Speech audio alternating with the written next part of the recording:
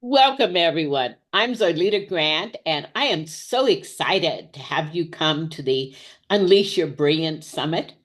This summit is designed to inspire you, encourage you, motivate you to recognize that each and every one of us has brilliance inside. And when we touch that brilliance inside, we have the opportunity to expand, to grow, and to create lives of our dreams. So, our guest today is Steve Cohen. Thank you so much, Steve, for coming to visit us today. Thank you for letting me visit. Have you ever felt stuck between science and something different? Between the logic of medicine and the power of the mind? You're not alone. Imagine standing in a busy hospital, your heart racing, alarms beeping, knowing that every decision that you make could change your life. That was the world of Steve Cohen, a registered nurse. Yet he saw something missing. Patients weren't just struggling with physical illness, they were battling fears, anxieties, and emotional wounds that no medication could fix. He wondered, what if healing went beyond the body? What if the mind held the key? That's when he discovered hypnosis, not the stage show kind, but the real scientific power of rewiring and using the power of the mind. Music had always been part of his life, a language the mind understands without effort. So he took everything he knew from nursing, hypnosis, and music creation and blended them into programs that help people relax, heal, and reprogram their subconscious for success. From healthcare workers battling burnout to patients overcoming fear and pain, his mission is clear: to help you rewire your mind, recharge your spirit, and reclaim your health. Because in the end, your mind is the most powerful medicine that you have. So, are you ready to use it? All of Steve's contact information is in the speaker portal, and I encourage you to look him up and see all of the wonders he offers. So, Steve, your brilliance is really shown by what it is that you do. Tell us a little bit about how you got into it and how you work in your work and how you help other people. I actually started out when I was a child. I had parents who were very good on being strict, and I didn't get to do a lot of things. Everything needed to be done by a certain time. You needed to be in by a certain time. And when I was young, my parents used to say, if you don't like it, you can move out. And everything time I'd want something, they'd say, if you don't like it, you can move out. And I graduated from school at 17 and a half years old. And I had asked my parents for something, and they said, well, you can't get it. And if you don't like it, you can move out. And the light bulb went off above my head. And I thought to myself, yeah, I should move out. So I took all the money that I had at that time in savings, which was $250. And I decided I was going to rent an apartment.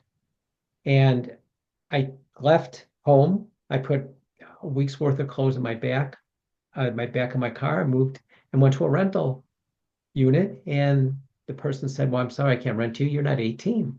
I went to another one. You're not 18. I went to another one. You're not 18.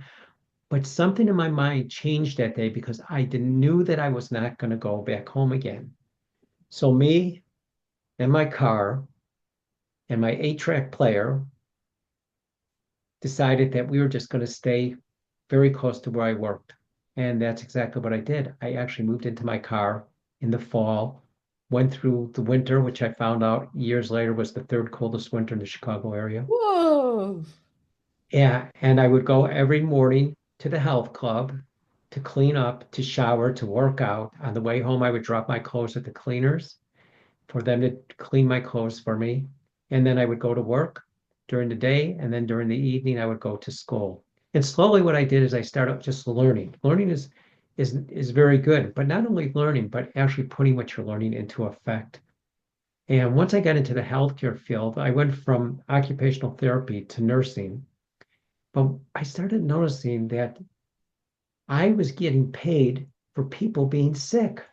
I was like, if people are not sick anymore, there's no medical and anything anymore. So, but I decided I really wanted to see people well. And sometimes when I was in the hospital or I would be seeing patients at home, I noticed some of the medications I would give people would help them get better, but sometimes they had long-term effects. So they might get a temporary fix, so to speak, now, but the longer they stayed on the medication, it seemed the worse they got. The more times that people went into surgery, I noticed the less limitation they had in range of motion in their muscles. Anything that seemed to be medical had a side effect. But my goal wasn't to end medical care. My goal was to actually get people healthier so they didn't need as much medical care. So that's when I made the decision that there's got to be something else. Did you ever have any feelings of self-doubt when you decided what you wanted to do? Because many people get plagued with self-doubt. And if you had that, how did you work it through? I majored in it. I majored in self-doubt actually, because when I was in school, I would take a test and I'd get the result. But what happens is when you go out into the world, you don't always get the result the next day. You don't always get that grade the next day. But what I did is I kept talking to myself, telling myself that I could do it. One thing, my parents were very big on positive self affirmations. So I would just be telling myself that this was going to be happening. And what's amazing about becoming better is you don't become better usually the next day. But the important thing is if you write down what you're doing today and then look 3 weeks from now on what you've done because you keep moving forward, if you don't keep track of what you start where you started, you think, I haven't even done anything at all. But if you write down where you're at, and 3 weeks later you write where you're at, you'll notice a difference. And that's how I made the change myself. Is one day I wrote down where I was at just to prove to myself that I wasn't going anywhere. And 3 weeks later, I opened up my book, I wrote in it, and I said, I haven't gone anywhere. But then I looked at day one back in my book and realized, you know what? I'm moving. I'm not moving like the road runner, but I'm moving. Wow, that's really great. Do you think that mindset played a role in making that shift for you? I think mindset was a real big game changer there. I don't even know if the word mindset was even invented yet at that point, but I just know that I kept thinking, I can do this, I can do this, I can do this. And before I knew it, it was like, I'm doing.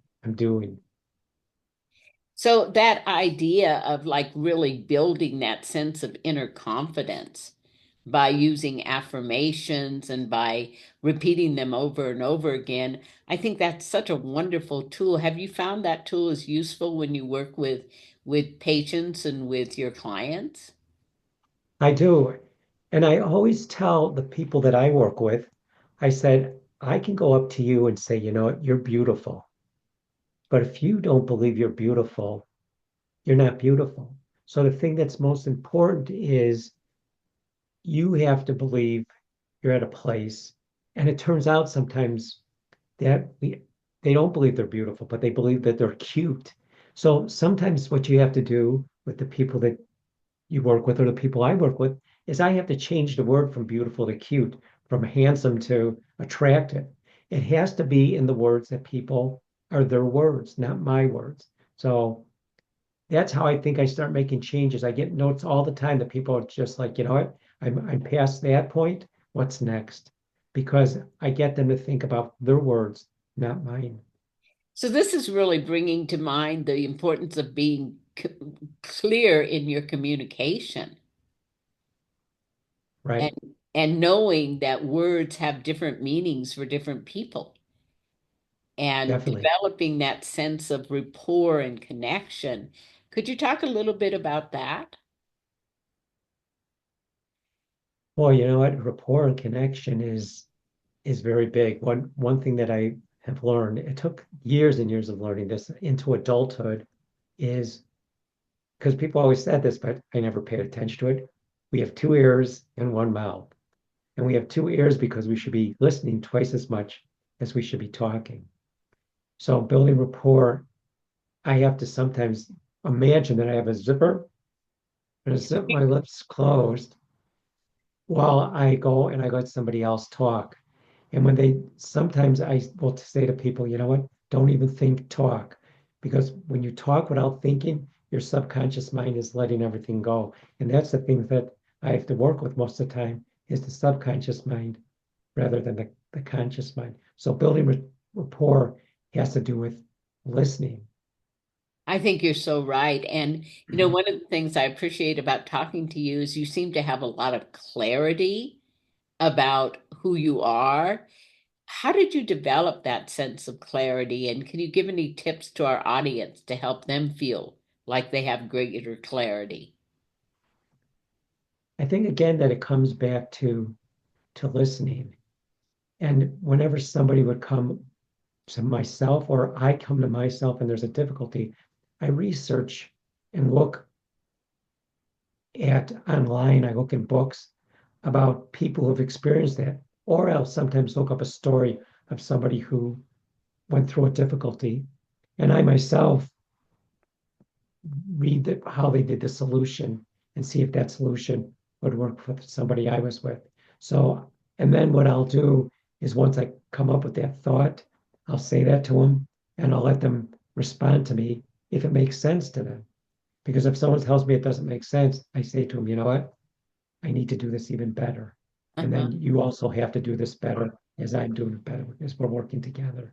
So I think developing clarity, again, has to come down to listening, researching, and spitting out what you've learned through the research that you've done on that particular difficulty that somebody's working on.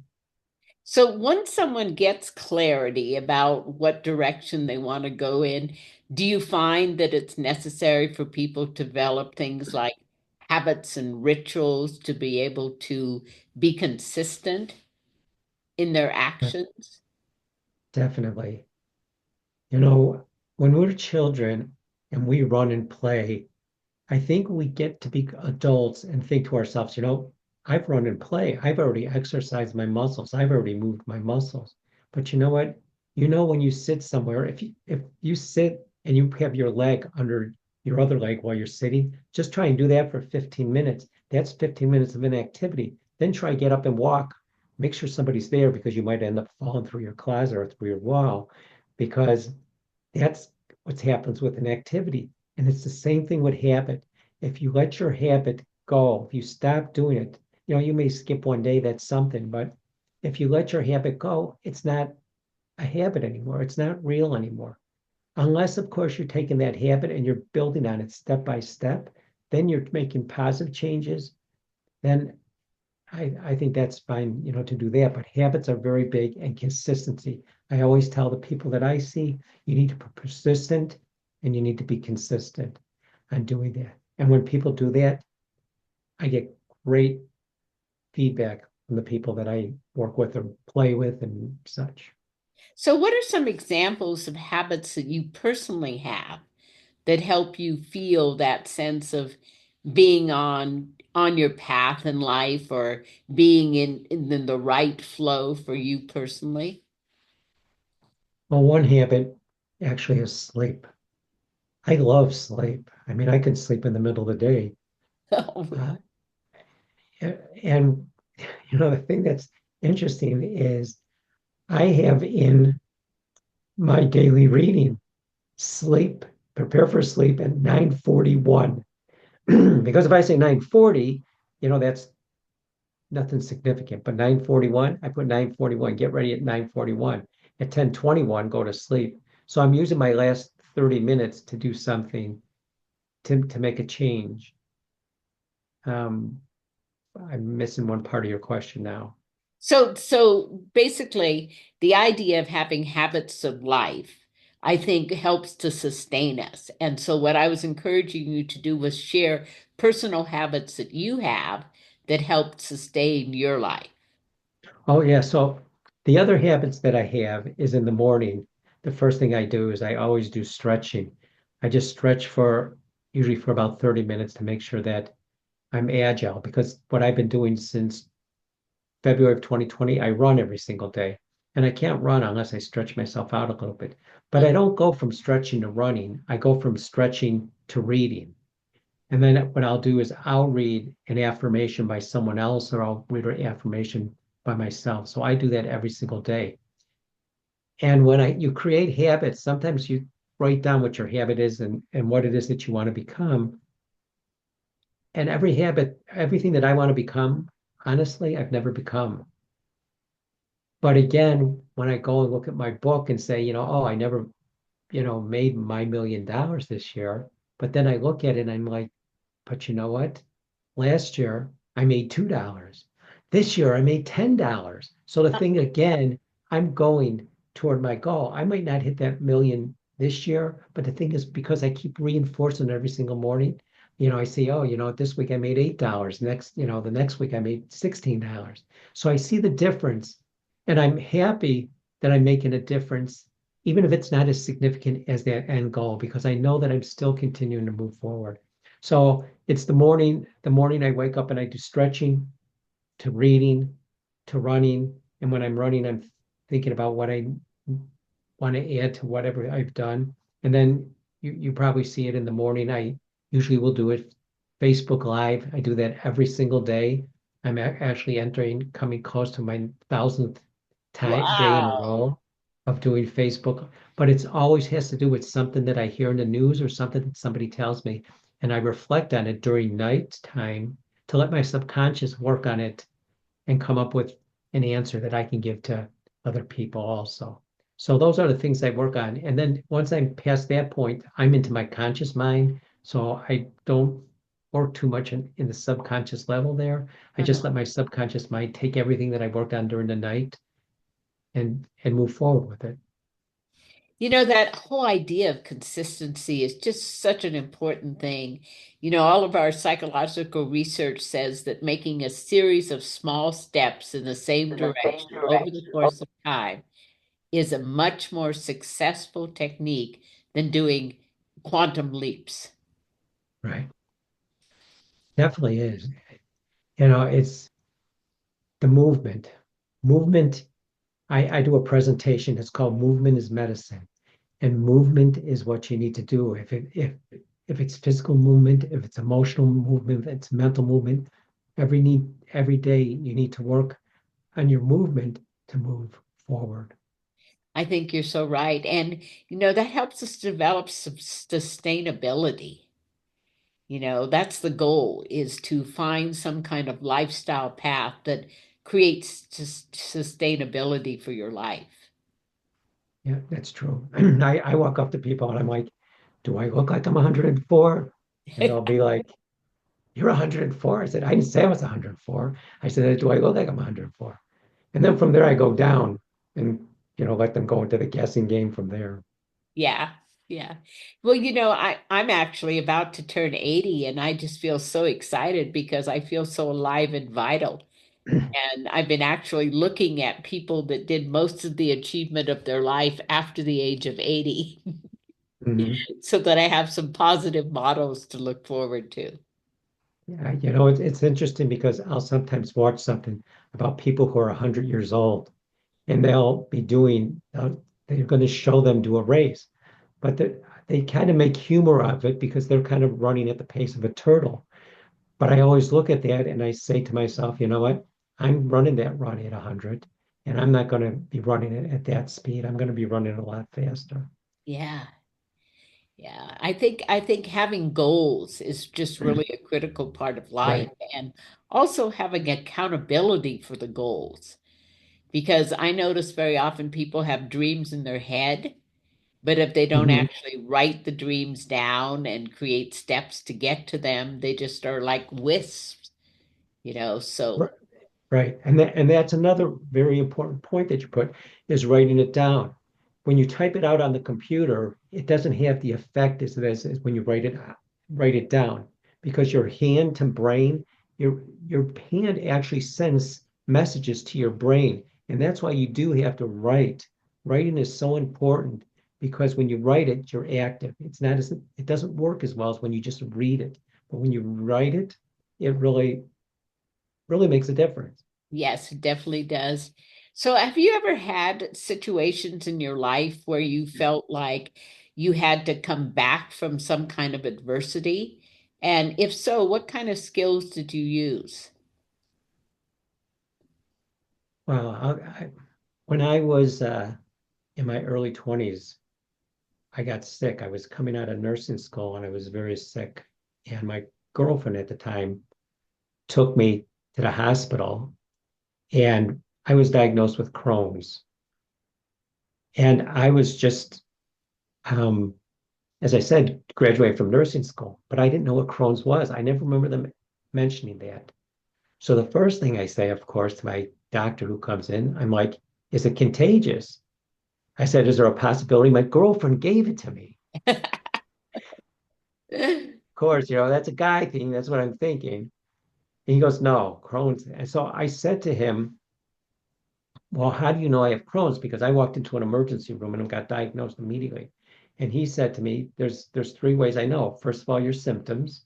Second of all, when you were young, you probably ate bologna sandwiches. And I was like, what? What? He said, you ate bologna sandwiches. So what he was trying to say is high sodium, Ah, meat actually causes GI problems. And the third thing was your family's from Europe. I'm like, every one of my friends' family is from Europe. But that's how I was diagnosed. So I believed that I had this Crohn's disease, and I had to read up on it, and I had to realize that some of the things that somebody was saying to me wasn't true. And I learned that because my girlfriend called me up and said, those wheat fig Newtons that we have in the pantry, they have mold on them. Did you eat those? And I was like, yeah. Well, it turned out I had food poisoning. But because I was diagnosed with Crohn's, I was hampered with that diagnosis for years. And I wow. would go in. So everybody would say you have Crohn's. And then finally, I went in for the upper and lower GI like 5 years later. And I just said to them, I said, when I come out, I said, tell me how bad it looks. And the anesthesiologist said, how bad it looks? I said, I'll tell you, and I'll explain it to you on my way out. So when I woke up, he's like, you're completely clean. He's like, there's nothing there. What are you talking about? The damage. And I said, 4 years ago, I was diagnosed with Crohn's. And my medical records say I have Crohn's. And my insurance is upping how much I pay because I have Crohn's. So it took me a lot of time to convince myself and to convince the medical people that I didn't have Crohn's, that I had a misdiagnosis, but it took a lot of time. But one thing that did come out of that was really positive is it made me watch my food even better. It made me make better decisions on eating and better decisions on keeping active, not letting something overcome myself. And then I just sit saying, "Woe me!" I'm just going to sit here and suffer. In fact, what I did is I made a turnaround, but that took me, a few years to do. That's a good example of resilience. And that's one of the things that we really want people to develop now. There's tough times going on. There's tough times in the world. There's definitely tough times in America right now.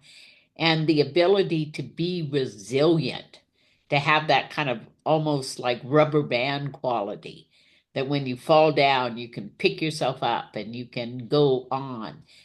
Have you found that you are developing that as you go through these experiences of your life? I think I started developing that, years ago. Again, I don't know if they use the word resilience, because one thing that I think is important for all of us is to keep that playful mind. And when you keep the playful mind, what you have to do is imagine yourself holding a shield like when you were little, or wearing a cape. You know, Uh, just because you put a towel around your neck when you're 5 doesn't mean you still can't put a towel around your neck when you're 55. So I think I continue to develop resilience, but sometimes I do have to go back to being a child and say to myself, today I'm going to put on my cape, I'm going to put on my shield. Even when I go into a meeting or meet new people, sometimes it's my invisible shield or my invisible cape or S on my chest. I utilize that for my resilience, the superhero right. of who I am. And as I think is important, I tell people that I work with too, is, you're a superhero too.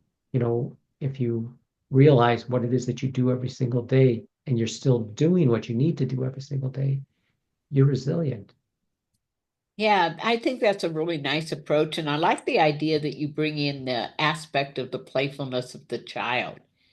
You know, right? I find one of the most relaxing things I do is color. I have Oh, adult coloring books. yes. And some of them had spiritual themes. I have a Buddhist coloring book, and some of them are just like flowers and animals.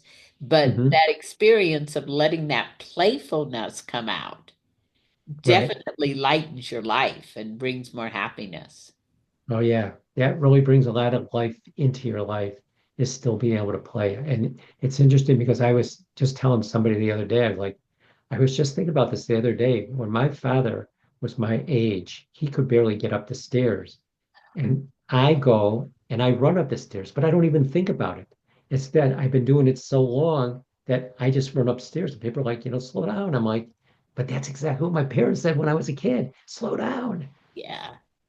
I think you So have it's to important. keep that aspect of Right. joy in your life to Right. help balance your life for sure. Hmm. Definitely.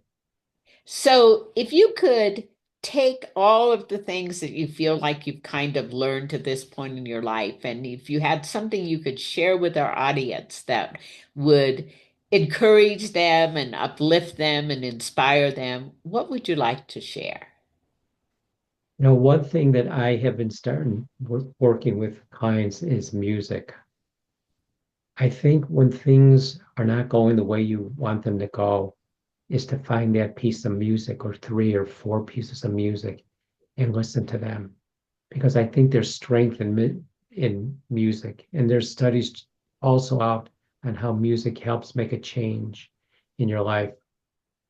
I've begun actually when people come into my office, I used to give them copies of the session we were in. I still do that, but now what I've started to do is I've been starting to write music specifically for their difficulty that they're going through, or the part of time, life they're going through. So I think music is a big piece of making changes and maintaining yourself. I know that I have a client whose mother has dementia, and when she visits her, she sings to her. And when she sings to her, her mother comes back, and she feels like she can connect to her again through songs. Right. And I don't know if everybody's familiar with Glenn Campbell. Glenn Campbell also had a form of dementia, but Yeah, you start putting his music in front of him, he all of a sudden would start coming back. Because I watched a couple editorials, on how he was doing, and it was just amazing how the music brought him back because it brings that, I want to say again, maybe that little child in you of right. playing and singing, and Yeah. really just brings you back into a place of fantasy and greatness. Definitely. So how do you produce your music?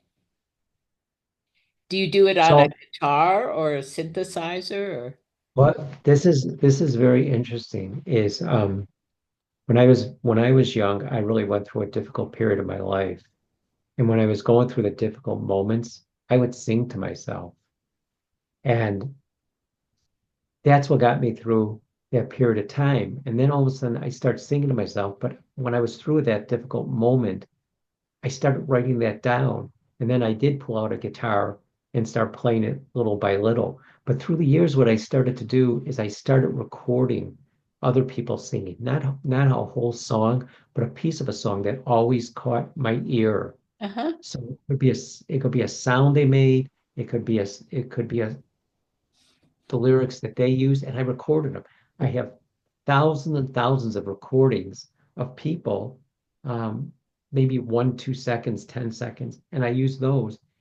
And I kind of just drop, I'll listen to what somebody says to me, and I'll write it all down in their words. And then I go, and since I did this when I was young, I take their words and write them into lyrics.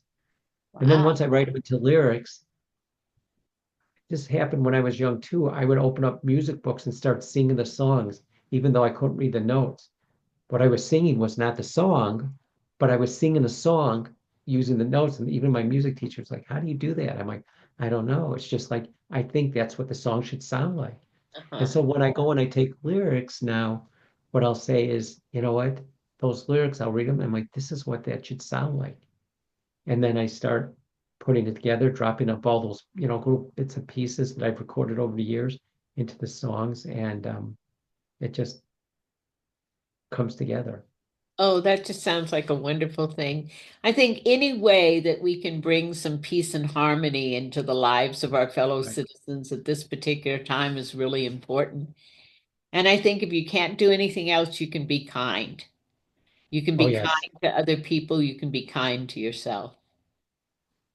Yeah, one of the songs I wrote actually is called Kindness is Everything.